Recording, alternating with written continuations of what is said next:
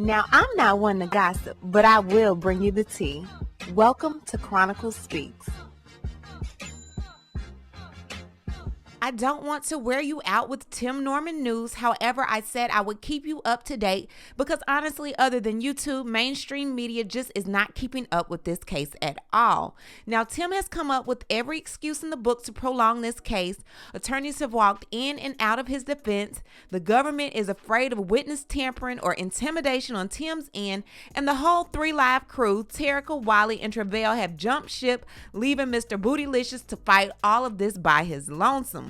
Well, Tim will be in for the fight of his life, fighting for his life for the entire world to watch. We're going to get into everything updated with Tim Norman and so much more. But before we do, please be sure to subscribe to this channel and hit the bell for notifications so you don't miss out on any of this tea. Now let's get back into it. So when you and I talked last Wednesday, I told you that the government had until today, Friday, to let Tim and his attorneys know if they would provide them with Jinx material. Now you can click on the upper right to get caught up if you're behind, but those who are already caught up, I told you on Wednesday that the Jinx material will be any information that the government has on the witnesses, who the witnesses are, what the witnesses know, and so forth. Tim and his attorneys were requesting that this information be received no later than August 2nd, which is a whole month before trial. They said, no, we'll give it to you 10 days before, but that's the best we can do. So Tim's attorneys wrote to the courts and said, in communication with counsel for defendant Norman, the United States has offered to produce Jinx material 10 days prior to trial, well in advance of the Eastern District of Missouri Convention of providing Jinx material the Friday prior to the commencement of trial. In his July 22, 2022 motion, defendant Norman seeks production of Jinx material by August 2, 2022, more than a month in advance of trial, and refers to the United States' willingness to provide Jinx material 10 days in advance of trial as essentially on the eve of trial, and indicates that defendant Norman may have to file a motion for continuance if the materials are not provided on the timeline he has requested. The United States has already agreed to provide Jinx disclosures well in advance of the statutorily mandated time frame. So essentially, Tim is saying that 10 days is not enough time for him to meaningfully investigate and prepare for the trial. But the government said, man, we provided you with police reports. You have the identity of the witness who was there at the scene of the crime. And I'm thinking that's probably the other guy that was shot there with Andre, but he did live. There were other people there as well, but I'm kind of thinking it may have been him. I'm not sure. But they said, we've given you ample information that should be able to help you prepare for trial. And the fact that we don't have to provide you with anything up until the Friday before trial, and we're giving it to you 10 days prior to, you need to be happy with what you get. So with this document, the government is pretty much requesting that the court dismiss Tim's motion to urge the government to give up witness information way too soon. They're saying, be happy with what we are giving you because we bent over backwards more than enough, when in essence, you should be the one doing the bending. No pun intended. Oh, so you doing the bending. On to the next document. So this is where it gets juicy. The United States Notice of Intent to introduce self-authenticating documents pursuant to Rule 902 comes now. The United States of America, by and through its attorneys, Sailor A. Fleming, United States Attorney for the Eastern District of Missouri, and Angie Dennis and Gwendolyn Carroll, Assistant United States Attorneys for said district, and hereby gives notice that it intends to introduce evidence pursuant to Federal Rule of Evidence 902. So Rule 902 pretty much says that they can use domestic public documents that are sealed or not sealed. They can also use certified public records. So let's get into exactly what all they are talking about. So y'all know we talked before and I say I can tell a lot of people do not watch First 48. It's just certain things that you should not do. And I think Dingbat 1, 2, 3, and 4 all failed when it came to these rules. Now they have the AT&T toll and location records previously provided to the defense for the following telephone numbers. There are 10 telephone numbers. One is a California number, one is a Mississippi number, and the other 8 are all in Missouri. Now my thing is this. You have toll records. You know how it pings on the different telephone poles.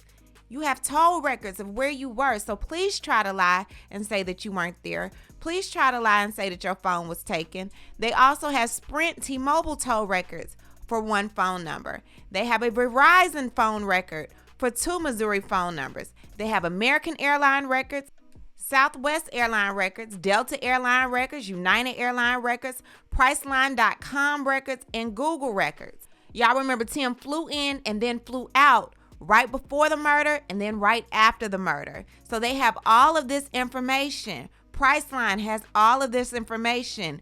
Google search, searching for those plane tickets, has all that information. Flying your stripper girlfriend Terica, her mother, and her daughter out to California to go out to eat with you has all that information. The government said, oh, that's not all. We're also going to give you Terica Ellis's Gmail information. Everything she has in there. DJ Beats 27, Quiloco 89 Gmail accounts. I don't know who those last 2 people are, but they're also going to have Facebook and Instagram information for Dre Montgomery, which is Andre, Alexis the Great, which is none other than Terica, and then Tim Norman. So I'm sure there was some communications in their Facebook and Instagram. We're going to hear about that as well as the 911 recording and record. This information will be provided to the defense in accordance with the Jinx Act disclosure. Now, the fact that 911 call was not previously provided to the defense and it's a part of the Jinx material, meaning they'll get it 10 days prior.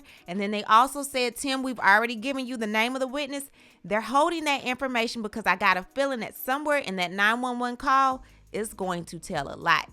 It's going to tell a whole lot. You have to remember, Andre knew who Terica was. Terica was talking to Andre on the phone. There were other people in the house with Andre, so there's a possibility that Andre said, hey, I'm going outside to meet Terica. So that stripper from the club Bottoms Up, Alexis the Great.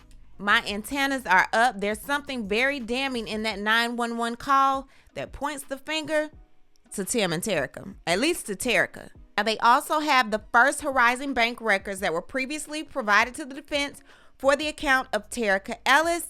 They also have the U.S. bank records previously provided to the defense for the following account of Tim Norman ended in 7746. Now get this, they have the Bank of America records previously provided to the defense for the following accounts. Sweetie Pies of Hollywood, account ending in 9680, and Sweetie Pie's Kitchen, account ending in 0370. I would like to know why these Sweetie Pie bank accounts are in question. Did Tim take money out of these accounts to pay Terica and to pay Travell?